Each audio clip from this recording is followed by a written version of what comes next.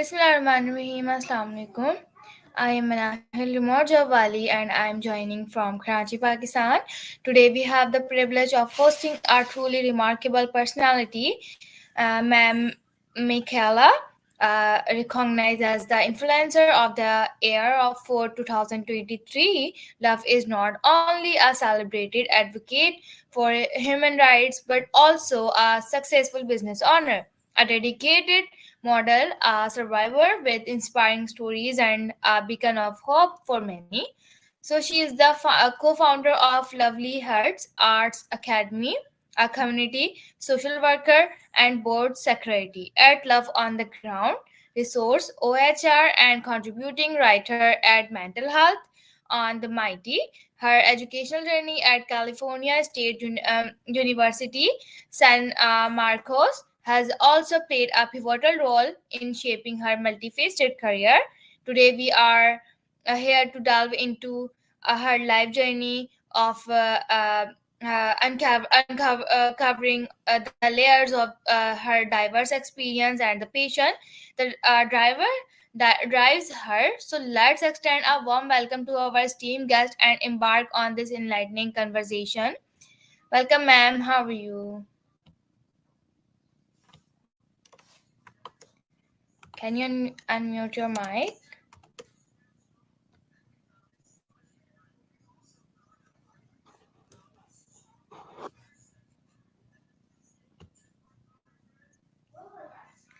Uh, Thank you so much, ma'am, for giving me your precious time.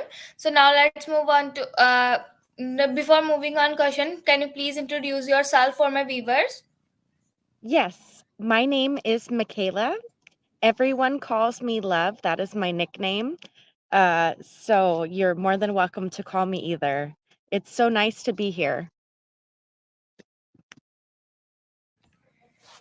Thank you so much, ma'am. My first question is on your screen. What inspired you to become a human rights activist and advocate? Uh, that's a great question. Actually, I've always been very conscious of human struggle since I was a little girl. I remember being in about fourth or fifth grade, and I saw a book on Mother Teresa.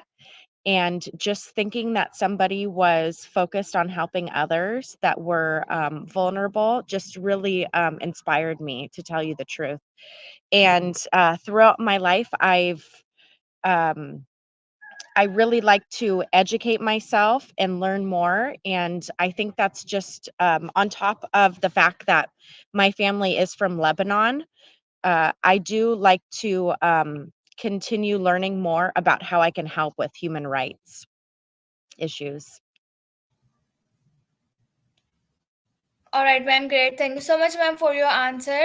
So now let's move on to next question. My next question is on your screen. How has your journey as an influencer of the year impacted your activism work? I feel that because of my Influencer of the Year award, I have tried to be more selective and more. Oh, I'm sorry. Let's see if I can get the screen back up. Sorry, my screen just lost me. I think that it's made me more focused on things that are really important. Before, I was more spread thin on a lot of different issues. But now that I have more of a platform, I like to focus on human rights issues as well as making the world a better place.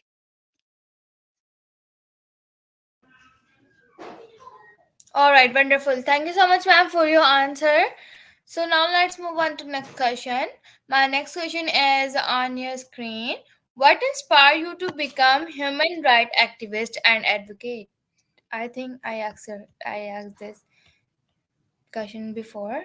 So my question is, can you tell us about the vision behind co-founding Lovely Hearts Arts Academy? Yes. So the, oh, I'm sorry, one second. Okay. The vision behind Lovely Hearts Arts Academy, which is an NGO in Cambodia, is to promote and empower others through education. In this particular community in Cambodia, uh, the families are very, very poor, and but they're also just absolutely inspired, and they want to do as much as they can with the resources that they have. So what we are trying to do is we have started the school in the rice fields in Cambodia, and we have installed the electricity, we have installed the water, we have installed everything, and before there was nothing. So to start Lovely Hearts NGO with my wonderful co-founder, Sari Lee, we were just really focused on making a difference and empowering this community through the power of education and resources.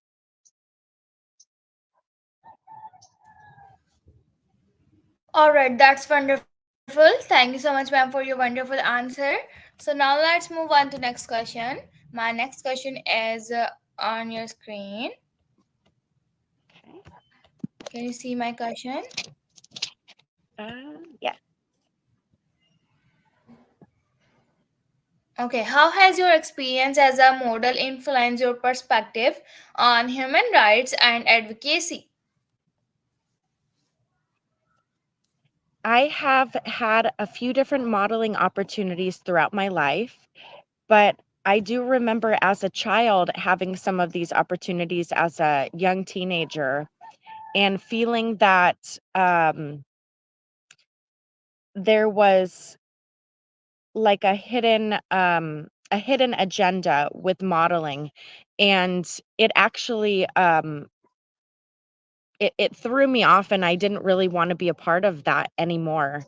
But thankfully recently there's been some incredible organizations, like Diversity Fashion World and a lot of other organizations that have just completely embraced diversity and the uniqueness of each individual. And so I think now, moving forward in the 20th century, people are more empowered through their differences, and a little bit less by wanting to be like the ideal model that we might have in our mind. It's more about what you can do with who you really are.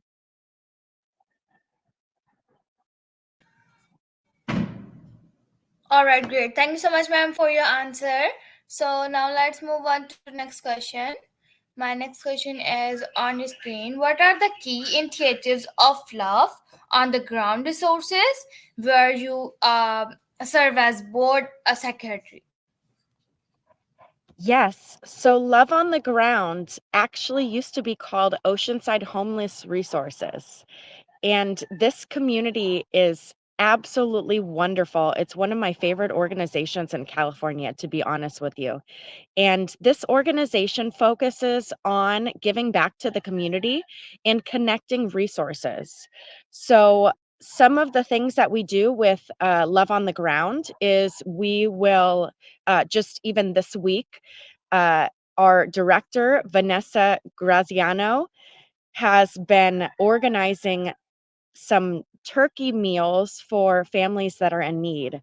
So I believe we have helped about 6 or 7 families so far and connected the resources so that nobody is without food on Thanksgiving.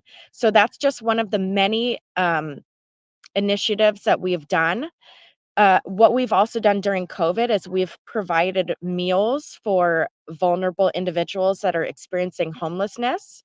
And we have also provided housing to vulnerable families and individuals.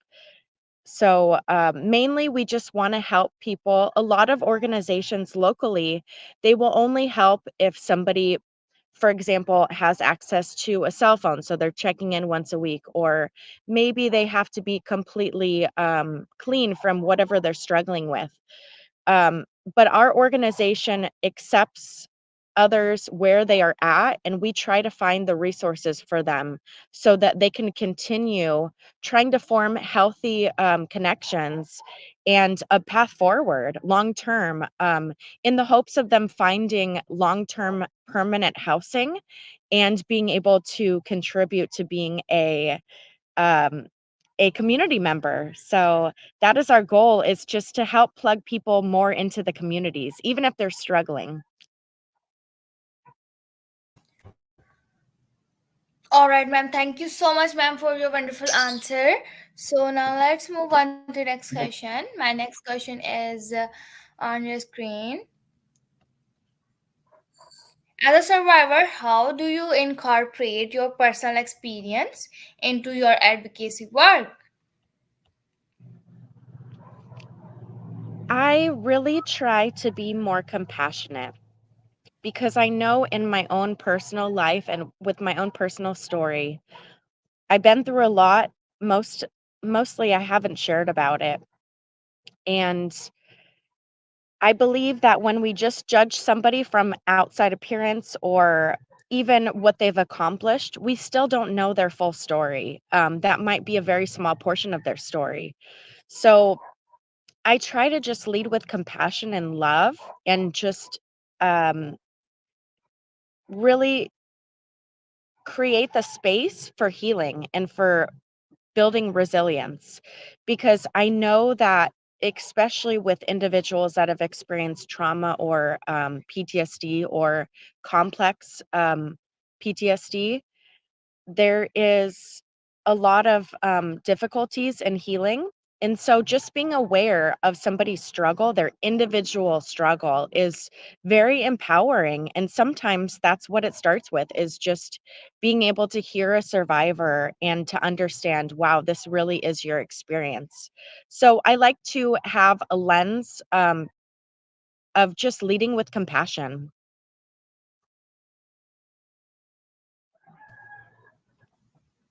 All right, great, ma'am. Thank you so much, ma'am, for your answer. So now let's move on to the next question. My next question is on your screen. Could you share some insight from your contributions to mental health on the Mighty? Yes, I have been a contributing writer for The Mighty for about 4 or 5 years now. I have done some of my best work there, actually. Uh, One of my articles I wrote about working with this absolutely amazing adult couple that also has Down syndrome, James and Kristen, who I'm still friends with to this day. And another article is that I had written was about helping somebody with ALS, which is the disease where your muscles stop working. As one of my very close friends has been experiencing that. So I think that my perspective and my lens of mental health for the Mighty is to bring a spotlight to mental health topics that are not as discussed, especially with ALS. Unfortunately, ALS is can be a terminal disease, and a lot of the articles and the perspectives that we hear are from either community members that have died with this disease or that have been struggling. And I think that it's also important to hear about people that are truly still living, and just being able to give that perspective that even if you do have a disability or even if you do have a mental illness, you can still be a very involved, responsible, and admirable member in society, and you can still contribute and bring your resilience to whatever field it is that you want to work in. All right, that's really inspiring. Thank you so much, ma'am, for your answer. So now let's move on to next question. My next question is: how did your time at California State University, San Marcos, shape your career path? That's a great question, and I have to be honest with you. I actually did not apply for my program at Cal State San Marcos. I was accepted without applying. It's kind of just one of those weird magical moments that happens in a life, but I received a phone call saying that I was accepted.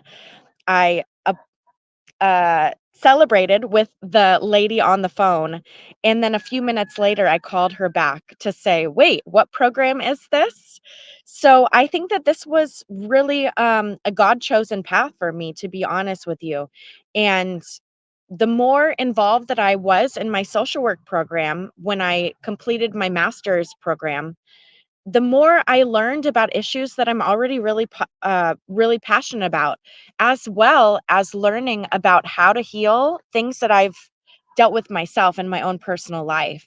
So that was one thing that I learned from Cal State San Marcos is that knowledge really is power, especially when it comes to trauma. It can help somebody move forward. The other thing that I learned, there's 2 other things. One thing was we did an activity in my classes where we, write on a little Post-it note, and we write our deepest secret. And at the end of the class, we put all of the Post-it notes on a wall, and we realized that about 95% of the class has already been through very traumatic things themselves. So when you look at healthcare and mental health professors as actually experiencing themselves, it kind of changes your perspective, or it changed my perspective. This isn't just somebody that's standing in front of me saying, "Hey, you need to, for example, see a counselor or address your mental health." This is somebody that's experienced something traumatic already. This is somebody that's lived through something that's been hard, and they want to help others now. So when I looked at things from that perspective, it really helped me. The other thing that I should mention is I was almost kicked out of my program at Cal State San Marcos. And the reasoning is in the United States, we have a policy called HIPAA, HIPAA, which is basically protecting any type of client from any information being revealed. It was really interesting because at one point on social media, uh, about a year before I graduated, I had shared something. Uh, Actually, there was a client I was supposed to work with. I never met with this client, and he had ended up stabbing someone actually at like a liquor store. And from me posting this on social media, my Cal State San Marcos had threatened me to kick me out of the program for my master's program. And they also threatened to kick me out because I was actually selected as one of the mentors in my program. So they did actually kick me out at that. But the really interesting thing is when I was in this room with all of the leadership in Cal State San Marcos, and they were telling me, "Hey, this is something that you did that was bad." And I was advocating for myself. "Hey, I'm not really sure how this is breaking any type of rules." um, it was really interesting because they didn't have anything to say back. And so, what this taught me was that sometimes, even when we admire an organization or an individual or a community, sometimes their perspective might not be 100% correct. And so it's up to individuals, even if it's somebody in a school, like maybe if you're in a school or somebody that's just learning, it is really important to ask questions because that is what's going to help us learn more and be more understanding and be more compassionate to others. So I thought it was very interesting. Um, I learned so much from my experience at Cal State San Marcos in my master's program, but I also realized that just because it's this big university that's well known doesn't mean that they have all of the answers. We're all just learning together.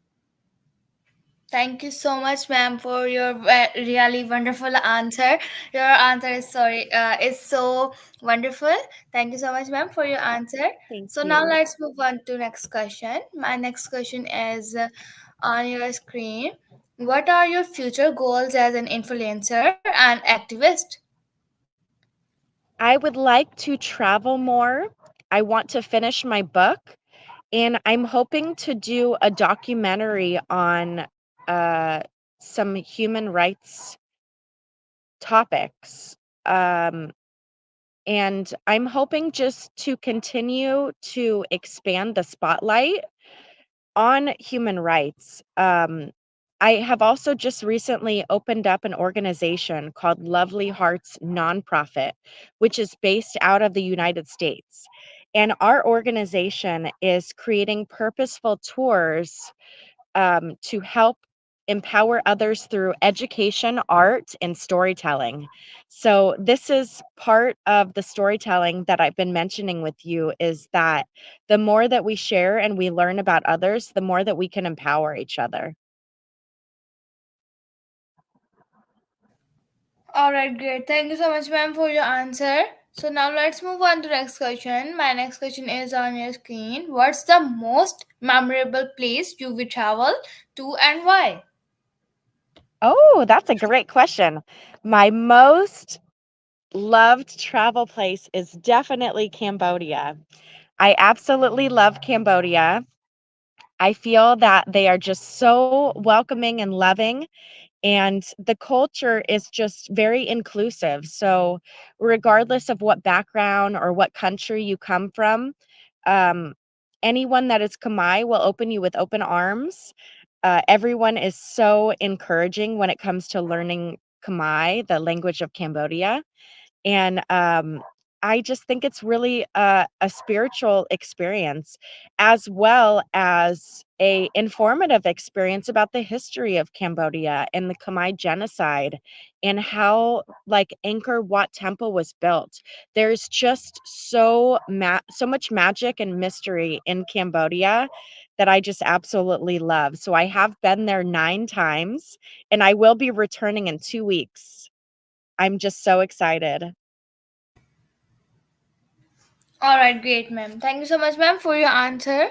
So my next is what advice would you give to someone looking to follow a similar path in activism and advocacy? That's a great question, and I think that you are already on your way doing what you should be doing. I think that the biggest thing and suggestion I would say is asking questions. And this question is the perfect way to start, to be honest. I've asked this question to people that have been mentoring me myself. And when you ask something like that, it's just so important because you are leading and you are learning a path forward.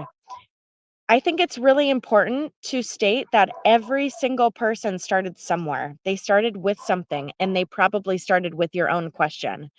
So, one thing that I would suggest is if you are interested in doing something that somebody has already started, or even if you want to start your own path with the inspiration of somebody else, ask questions, email them.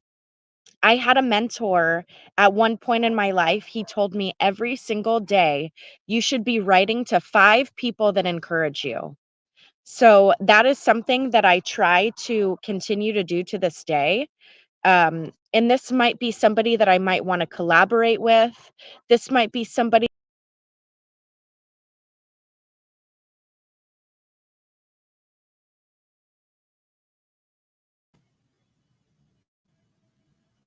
I think so. Her internet is not working or some problems.